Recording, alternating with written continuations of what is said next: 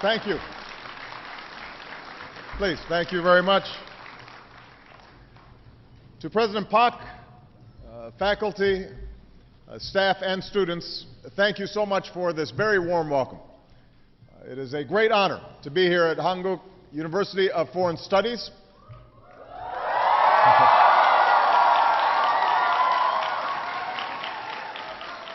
I want to thank Dr. Barck for a few moments ago making me an honorary alumni of the university.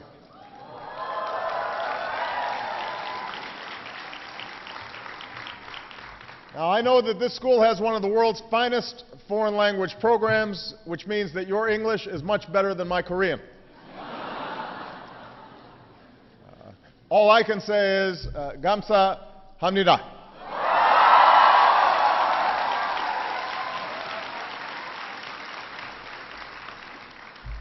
Now, this is my third visit to the Republic of Korea as president. I've now been to Seoul more times than any other capital, except for Washington, D.C., of course. And this reflects the extraordinary bonds between our two countries and our commitment to each other. I'm pleased that we're joined by so many leaders here today, Koreans and Americans, who help keep us free and strong and prosperous every day. And that includes our first Korean-American ambassador to the Republic of Korea, Ambassador Song Kim.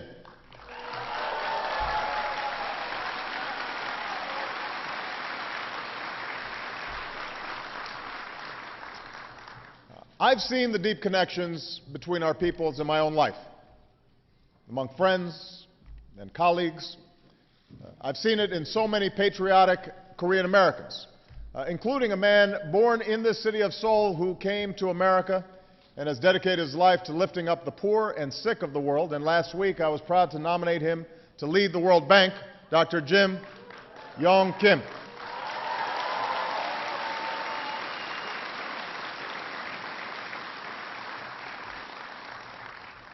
I've also seen the bonds in our men and women in uniform, like the American and Korean troops I visited yesterday along the DMZ, freedom's frontier, and we salute their service and are very grateful for them.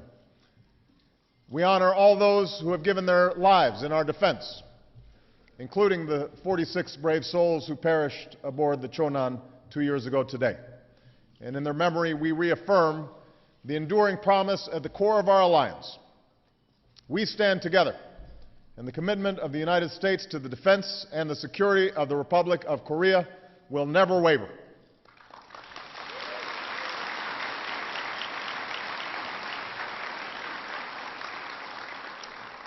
Most of all, I see the strength of our alliance in all of you.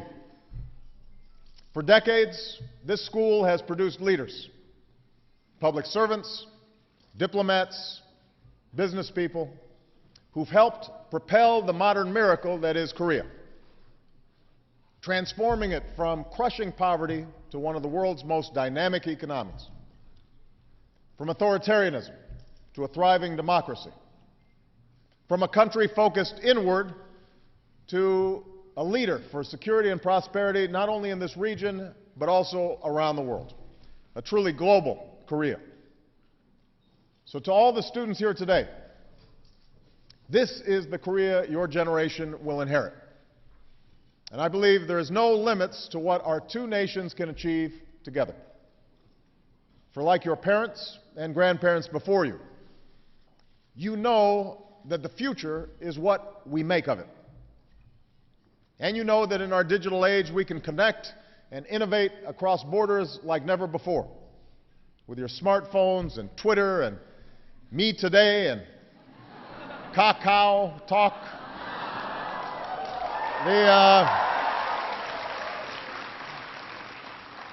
It's no wonder so many people around the world have caught the Korean wave. How you? Or consider this. In advance of my visit, our embassy invited Koreans to send us your questions using social media. Some of you may have sent questions. And they called it Ask President Obama. Now, one of you, maybe it was somebody else, this is true, asked this question: have you posted yourself a supportive opinion on a website under a disguised name, pretending you are one of the supporters of President Obama. I hadn't thought of this. But the truth is, I have not done this. Maybe my daughters have. But I haven't done that myself. So our shared future and the unprecedented opportunity to meet shared challenges together is what brings me to Seoul. Over the next 2 days, under President Lee's leadership, we'll move ahead with the urgent work of preventing nuclear terrorism by securing the world's nuclear materials. Now, this is an important part of the broader, comprehensive agenda that I want to talk with you about today. Our vision of a world without nuclear weapons. 3 years ago, I traveled to Prague, and I declared America's commitment to stopping the spread of nuclear weapons and to seeking a world without them. I said I knew that this goal would not be reached quickly, perhaps not in my lifetime. But I knew we had to begin with concrete steps. And in your generation, I see the spirit we need in this endeavor. An optimism that beats in the hearts of so many young people around the world. It's that refusal to accept the world as it is, the imagination to see the world as it ought to be, and the courage to turn that vision into reality. So today, with you, I want to take stock of our journey and chart our next steps. Here in Seoul, more than 50 nations will mark our progress toward the goal we set at the summit I hosted 2 years ago in Washington, securing the world's vulnerable nuclear materials in 4 years so that they never fall into the hands of terrorists. And since then, nations, including the United States, have boosted security at nuclear facilities. South Korea, Japan, Pakistan, and others are building new centers to improve nuclear security and training. Nations like Kazakhstan have moved nuclear materials to more secure locations. Mexico, and just yesterday, Ukraine, have joined the ranks of nations that have removed all the highly enriched uranium from their territory. All told, thousands of pounds of nuclear material have been removed from vulnerable sites around the world. This was deadly material that is now secure and can now never be used against a city like Seoul. We're also using every tool at our disposal to break up black markets in nuclear material. Countries like Georgia and Moldova have seized highly enriched uranium from smugglers. And countries like Jordan are building their own counter-smuggling teams. And we're tying them together in a global network of intelligence and law enforcement.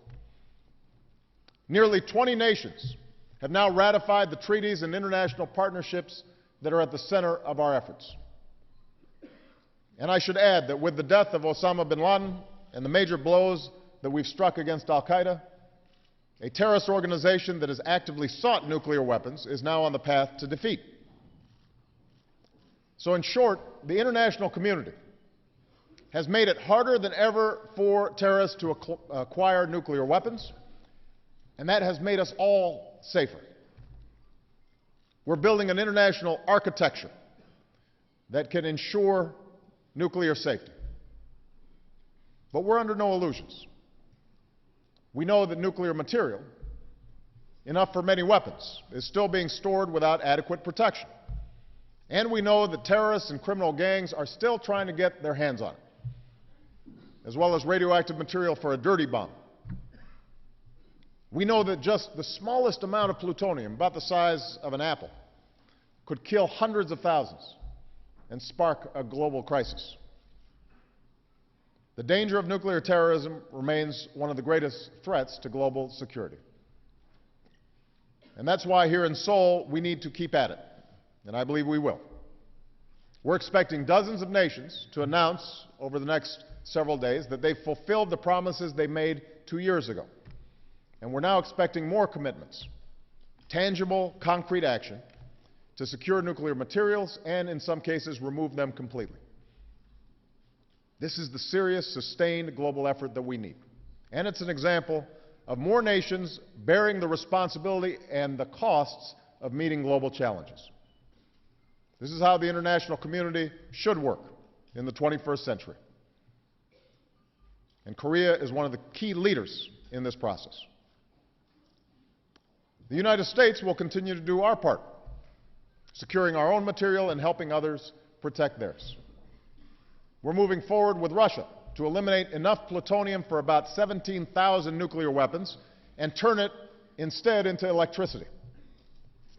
I can announce today a new agreement by the United States and several European partners towards sustaining the supply of medical isotopes that are used to treat cancer and heart disease without the use of highly enriched uranium.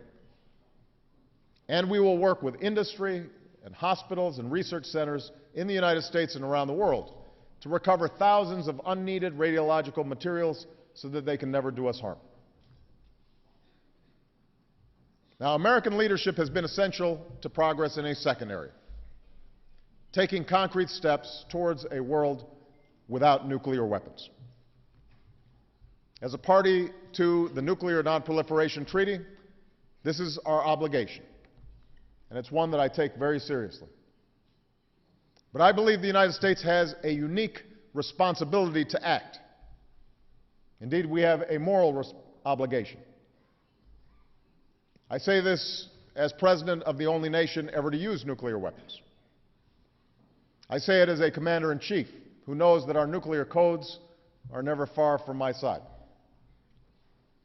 Most of all, I say it as a father who wants my two young daughters to grow up in a world where everything they know and love can't be instantly wiped out. Over the past 3 years, we've made important progress.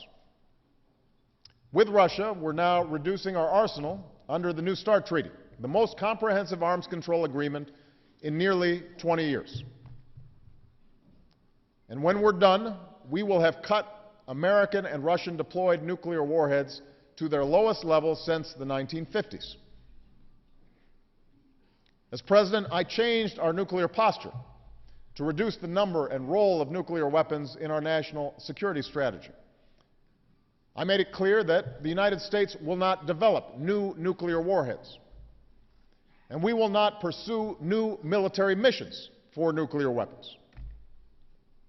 We've narrowed the range of contingencies under which we would ever use or threaten to use nuclear weapons.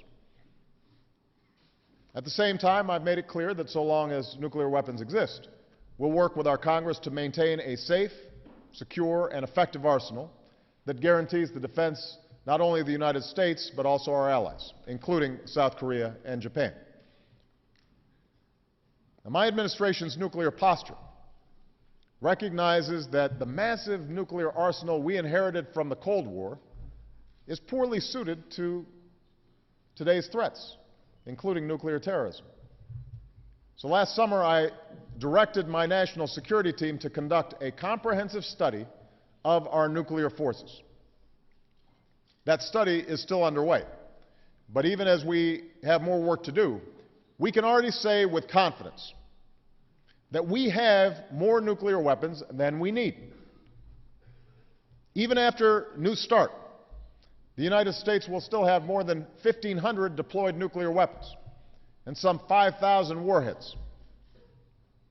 I firmly believe that we can ensure the security of the United States and our allies, maintain a strong deterrent against any threat, and still pursue further reductions in our nuclear arsenal.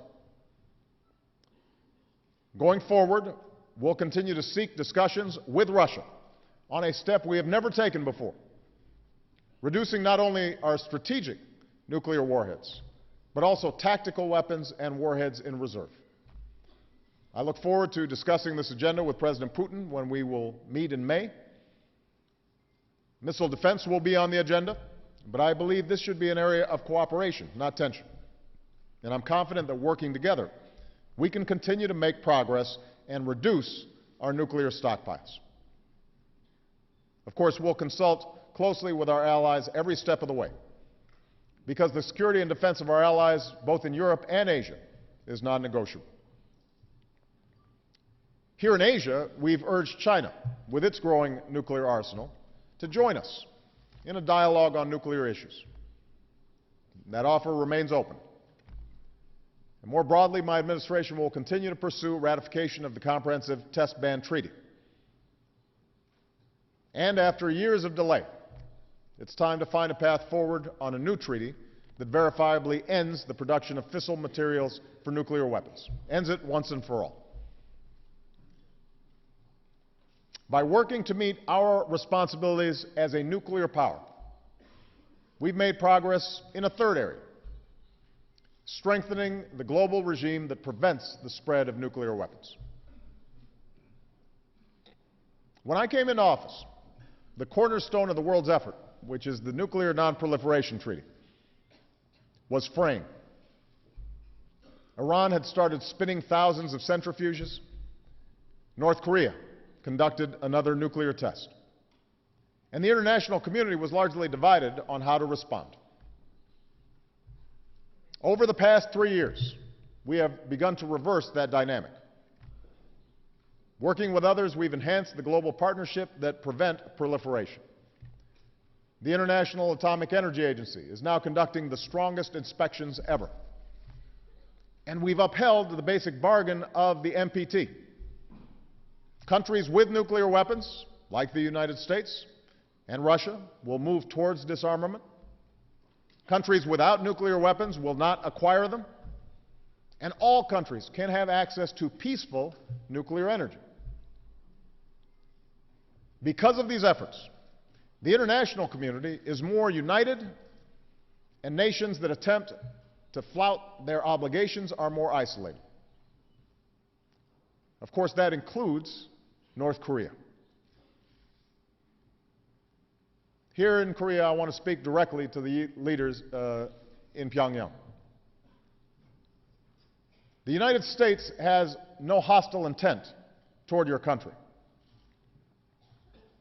We are committed to peace. And we are prepared to take steps to improve relations, which is why we have offered nutritional aid to North Korean mothers and children. But by now it should be clear: your provocations and pursuit of nuclear weapons have not achieved the security you seek. They have undermined it. Instead of the dignity you desire, you're more isolated. Instead of earning the respect of the world, you've been met with strong sanctions and condemnation. You can continue down the road you are on, but we know where that leads. It leads to more of the same: more broken dreams, more isolation, ever more distance between the people of North Korea and the dignity and the opportunity that they deserve. And know this: there will be no rewards for provocations. Those days are over. So to the leaders of Pyongyang, I say, this is the choice before you. This is the decision that you must make. Today we say, Pyongyang, have the courage to pursue peace and give a better life to the people of North Korea.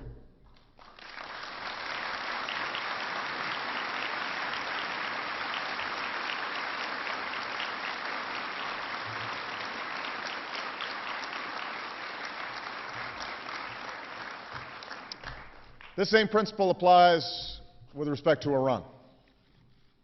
Under the NPT, Iran has the right to peaceful nuclear energy. In fact, time and again, the international community, including the United States, has offered to help Iran develop nuclear energy peacefully. But time and again, Iran has refused, instead taking the path of denial, deceit, and deception. And that is why Iran also stands alone, as the only member of the NPT unable to convince the international community that its nuclear program is for peaceful purposes. The only member. That's why the world has imposed unprecedented sanctions, slowing Iran's nuclear program. The international community is now poised to enter talks with Iran's leaders.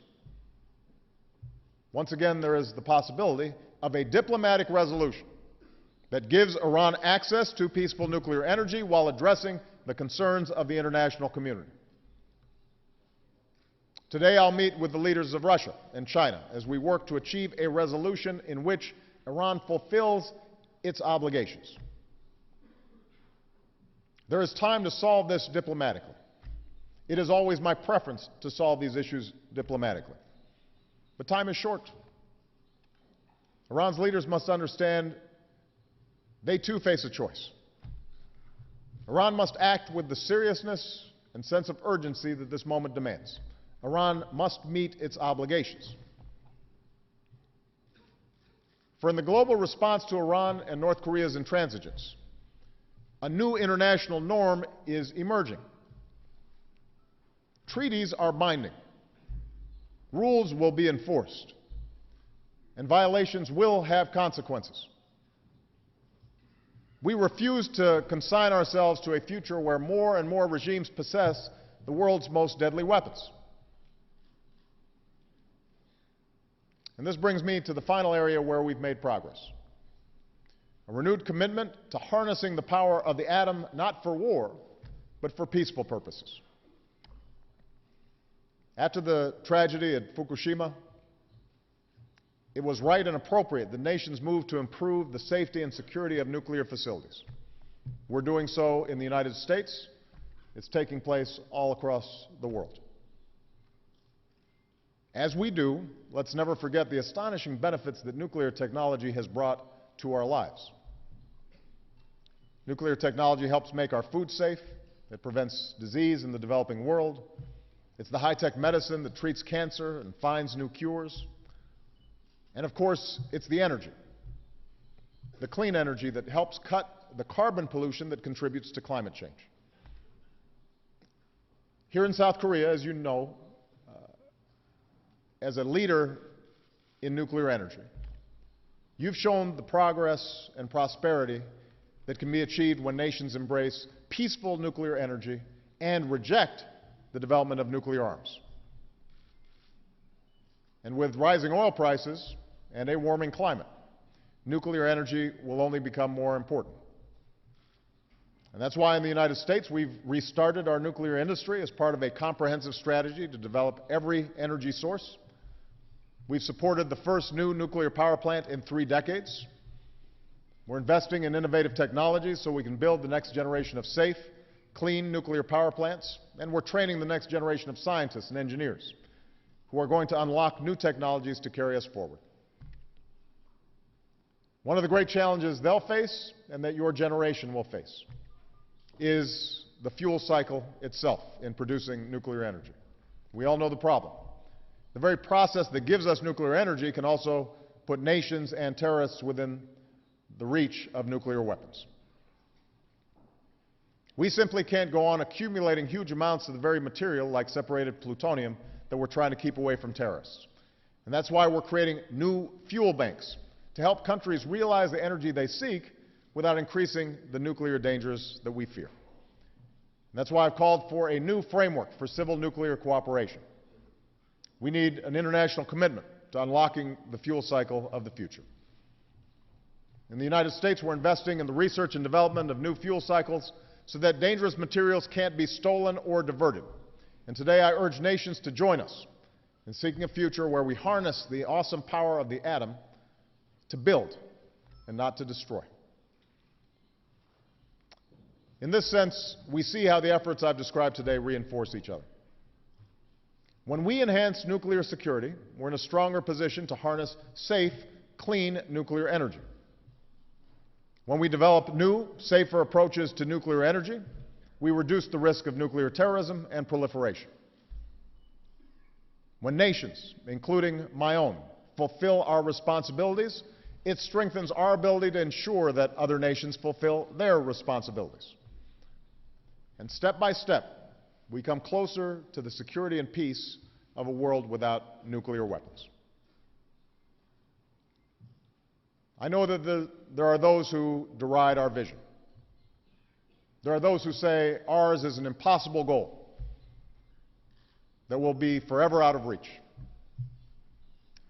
But to anyone who doubts the great progress that is possible, I tell them, come to Korea. Come to this country, which rose from the ashes of war,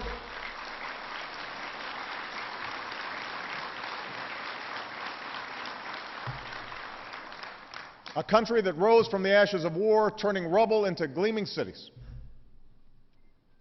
Stand where I stood yesterday, along a border that is the world's clearest contrast between a country committed to progress, a country committed to its people, and a country that leaves its own citizens to starve.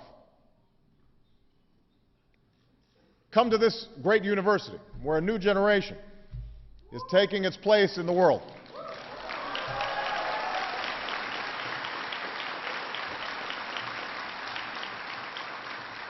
Helping to create opportunities that your parents and grandparents could only imagine.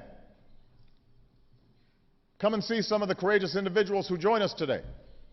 Men and women, young and old, born in the North, but who left all they knew behind and risked their lives to find freedom and opportunity here in the South. In your life stories, we see the truth. Koreans are one people.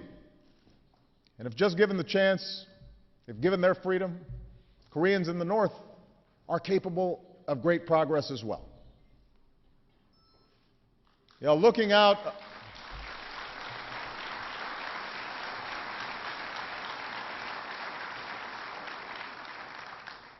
across the DMZ yesterday, but also looking into your eyes today, I'm reminded of another country's experience that speaks to the change that is possible in our world.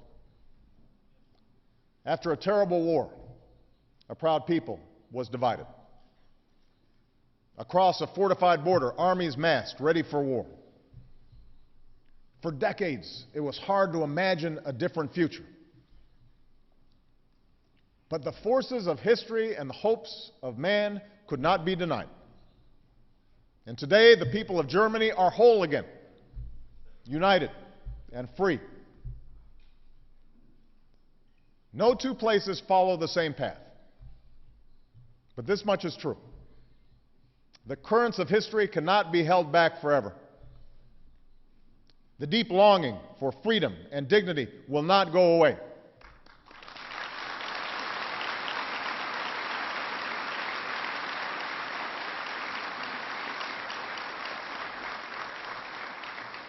So too on this divided peninsula. The day all Koreans yearn for will not come easily or without great sacrifice. But make no mistake, it will come. And when it does,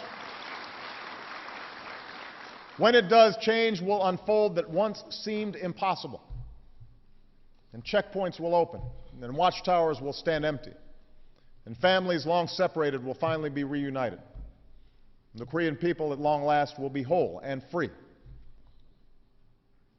Like our vision of a world without nuclear weapons, our vision of a Korea that stands as one may not be reached quickly, but from this day until then, and all the days that follow, we take comfort in knowing that the security we seek, the peace we want, is closer at hand because of the great alliance between the United States and the Republic of Korea.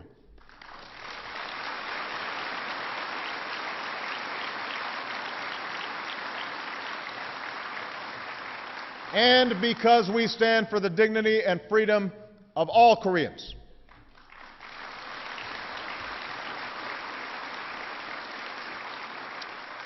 And no matter the test, no matter the trial, we stand together. We work together. We go together.